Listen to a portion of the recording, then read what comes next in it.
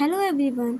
आज हम पढ़ेंगे क्लास 10th आईसीएसई की हिस्ट्री सिविक्स का topic number 1, the first war of independence in 1857 of the part the Indian national movement from 1857 to 1970।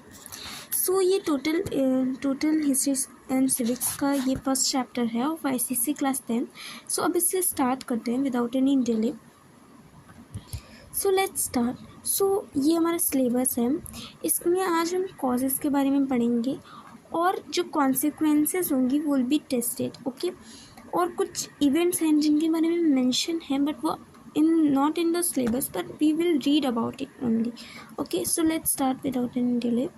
सो इस paragraph में क्या बोला गया कि जो प्रोसेस था ब्रिटिश के कॉन्क्वेस्ट का, मतलब ब्रिटिश के कब्ज़ा करने में इंडिया पे, जो मिड ऑफ 18th सेंचुरी में बिगिन हो गया था। मतलब इंडिया पे जो शासन काल था वो मिड ऑफ 18th सेंचुरी ही में मतलब शुरू हो गया था। इसका मतलब क्या कि जो ब्रिटिश का रूल की शुरुआत हो गई थी वो मिड ऑफ 18th सेंचुरी ही से हो रही थी, ठीक है। एंड सब्सिक्वेंटली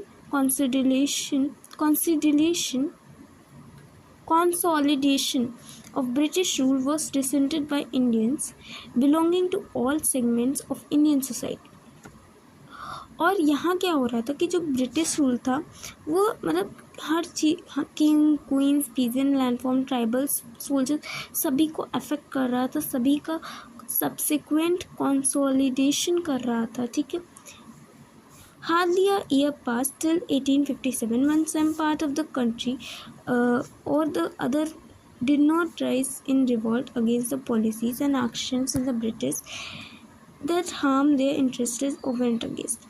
अच्छा, अब क्या हुआ कि बहुत सारे जो लोग थे जो जिनको ब्रिटिश ने उनको हार्म किया था, या तो कुछ पॉलिसीज़ के द्वारा या कुछ उनके ऐसे एक्शंस थे जिनको उनको हार्म हुआ, तो इसलिए वो उनके अगेंस्ट में हो गए। और ये जो रिबेलियन थे वो स्कैटर्ड थे, लोकल थे और आइसोलेटेड थे। They did not pose a serious threat to the British. और ये किसी भी तरह से सीरियस नहीं थे क्योंकि ये लोकल, स्कैटर्ड और आइसोलेटेड थे। इसमें कोई मास पावर नहीं थी, है ना। इसमें मास पावर नहीं थी, तो ये सीरियस भी नहीं, सीरियस थ्रेट भी नहीं थे ब्रिटिश के लिए। नॉनथलेस these revolts established a local tradition of struggle against the foreign। पर ये जो रिवॉल्ट थे उन्होंने एक लोकल ट्रेडिशन स्ट्रगल को सेट किया against the British rule, okay, against the foreign rule. Now in the next paragraph, this resistance to the British rule culminated in the first war। और ये जो रिबेल था, ये जो लोगों को हार्म हो रहा था, जिसकी वजह से लोग रिबेल कर रहे थे, अगेंस्ट हो रहे थे फॉरेन रूल, तो उसका जो इफ़ेक्ट हुआ वो पहली वॉर ऑफ इंडिपेंडेंस में हमें दिखा, जिसमें बहुत से लोगों ने पार्ट लिया था। मिलियंस ऑफ पीजेंट्स ने, आर्टिस्ट ने, सोल्जर्स ने इसमें पार्ट लिया था और इसने ब्रिटिश की फाउंडेशन को शुक कर दिया था, हिला दिया था, ठीक है। Now causes of first war of independence। The first 100 years of British rule in the India, i.e. 1757 to 1857, were marked by British conquest and rapid expansion of their dominion in India। सो क्या हुआ कि ये जो year था 1757 to 1857, इस time पे जो British India company थी उन्होंने बहुत सारे स्टेट्स को कैप्चर करना शुरू किया। सबसे पहले स्टार्ट हुआ था बंगाल से, जो कि इसने बैटल ऑफ प्लासी से कैप्चर किया था, ठीक है। सो उसके बाद फिर और भी, जैसे बक्सर से उसने कैप्चर किया था, ठीक है। और भी बहुत सारी बैटल ली, अलाइंसेस किए और बहुत सारी डॉक्ट्राइन ऑफ लैप्स के थ्रू, सब्सिडरी अलायंस के थ्रू और भी बहुत सारी चीज़ों के थ्रू इंडियन स्टेट्स को कैप्चर करना, इंडियन एरियाज़ को कैप्चर करना, इंडियन डोमिनेंट्स को कैप्चर करना और शुरू कर दिया। और इनका एक्सपेंशन, जो ब्रिटिश का एक्सपेंशन होने लगा सभी स्टेट्स के ऊपर, ठीक है। The combined effect of British expansionist policies, economic exploitation, and administrative changes adversely affected all segments of Indian society.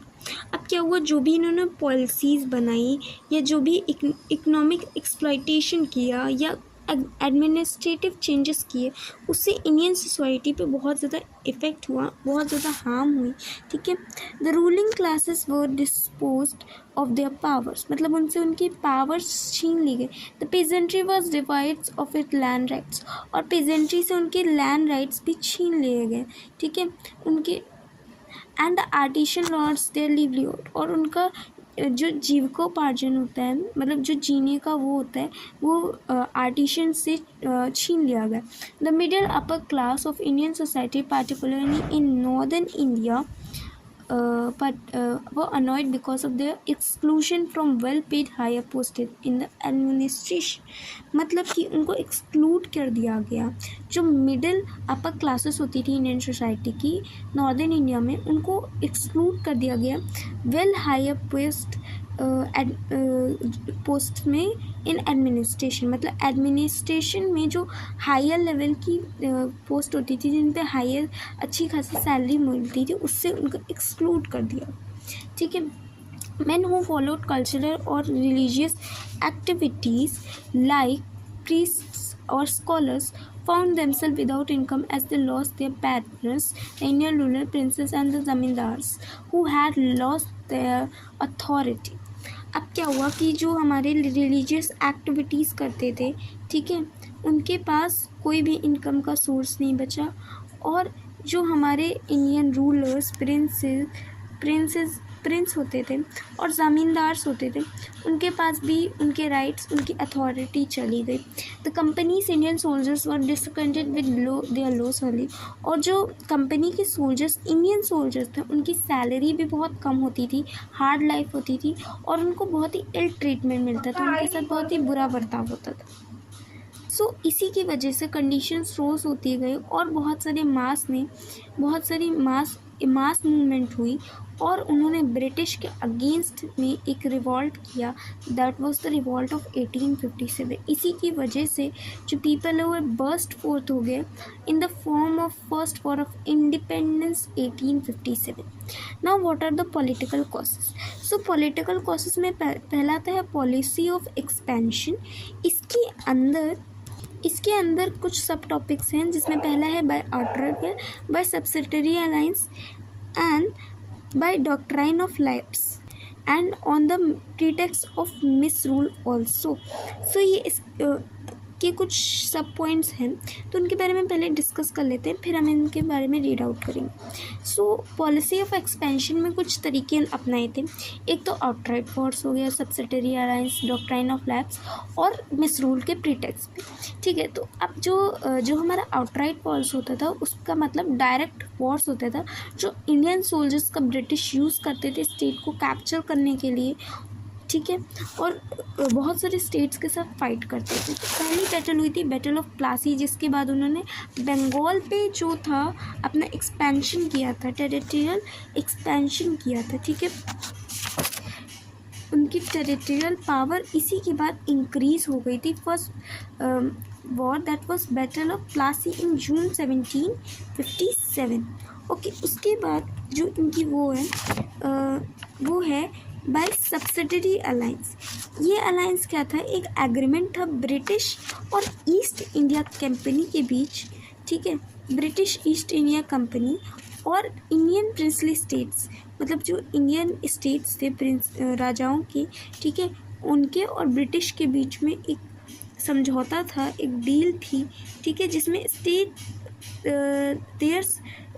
वो अपनी सॉवरेनिटी को लॉस्ट कर देते, मतलब कि जो रूलर की इंडिपेंडेंसी थी कि वो अपने आप रूल कर सकता था विदाउट एनी इंटरफेरेंस, वो उससे चली जाती है, ठीक है। मतलब कि ब्रिटिश अब उनके में इंटरफेयर कर सकता है, इसमें ब्रिटिश ही सुप्रीम पावर हो जाता था, ठीक है, और कोई भी फॉरेन अलायंस नहीं बना सकता था वो स्टेट किसी और के साथ। उस टाइम डच भी थे ना, इसलिए, और उनका एक ब्रिटिश रेसिडेंट उनके हेडक्वार्टर्स में रहता था, ठीक है। और next one is the doctrine of lapse. Doctrine of lapse क्या था कि जैसे कोई इंडियन रूलर होता था और उसका कोई नेचुरल या बायोलॉजिकल मेल हायर नहीं होता था, तो वो स्टेट ऑटोमेटिकली ब्रिटिश के अंडर में चला जाता था। ये अडॉप्टेड सन को नहीं कंसीडर करते थे, ये ओनली बायोलॉजिकल मेल हायर ही को कंसीडर करते थे। इससे एक्सपेंशन हुआ था झांसी का, तभी रानी लक्ष्मीबाई भी सवार पर वो उतरी थी, ठीक है। On the pretext of alleged मिसरूल के में हुआ है सबसे बड़ा अवध पहले ही उसके में था सब्सिडरी अलायंस में, फिर भी ब्रिटिश ने ये कह के उसको मिसरूल के उसमें कैप्चर कर लिया कि जो अवध का इम्प्रॉपर गवर्नेंस है, इम्प्रॉपर एडमिनिस्ट्रेशन है, ये कह के जो ब्रिटिश था उन्होंने उसके ऊपर कैप्चर कर लिया, ठीक है। Now let's read the political reasons antagonist Indian rulers were the following, ठीक है। पहली है policy of expansion. The British policy of territorial expansion, gradual annexation of native Indian states for the one of the major grievances of the Indian rule. Ever since Battle of Plassey, the East India Company territorial power increased rapidly. The British East India Company tried to expand their political power in India by four ways: by outright force, by a system of subsidiary alliance, by adopting doctrine of lapse, and on pretext of alleged misrule.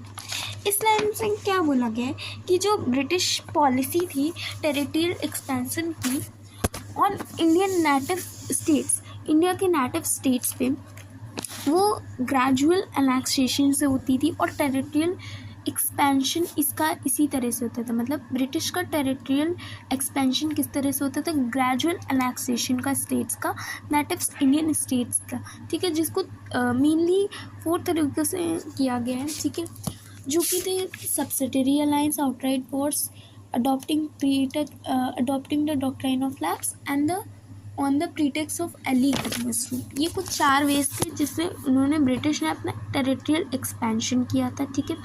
British ये policies थी, ठीक है।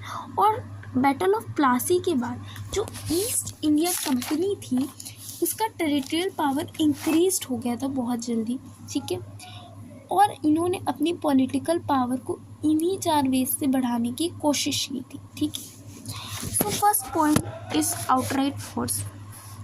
To expand their territorial powers in India to safeguard their economic political interest, the British waged many wars against the Indian rulers of different states. So क्या किया British ने अपनी political interest के लिए और इकोनॉमिक सेफगार्ड के लिए बहुत सारे इंडियन रूलर्स के साथ लड़ाई लड़ी और उनको जीता भी। तो पहली तो बैटल ऑफ प्लासी हो गई, दूसरी है बैटल ऑफ बक्सर जिसमें इन्होंने बंगाल, बिहार और उड़ीसा पे अपना कब्जा जमाया था, ठीक है। अच्छा, बैटल ऑफ बक्सर में बंगाल पे किया, ठीक है। एंग्लो मैसूर वॉर्स हुई थी 1767 to 1799, ठीक है। मैसूर स्टेट और ईस्ट इंडिया कंपनी के बीच हुई थी, ठीक है। ये कितनी वॉर्स हुई थी, ठीक है। उसके बाद आती Anglo Maratha war. 3 Anglo Maratha war हुई थी 1817 से 1818 तक, जिसमें पेशवा के इंटायर डोमिनर और all Maratha territory north and south of Narmada river वो एक्वायर्ड बाय ब्रिटिश, ठीक है। पंजाब को 1849 में कैप्चर किया गया था after the second Anglo Sikh war that was held in 1849, okay. और 1823 टू 1856 में सिंध को कैप्चर किया गया, territories of Assam, Arakan, Tenasserim, Pegu in Myanmar को कैप्चर किया। तो आई होप इतना तो आपको सबको क्लियर होगा कि अभी तक मैंने जो भी समझाया वो आपको अच्छे से समझ आएगा।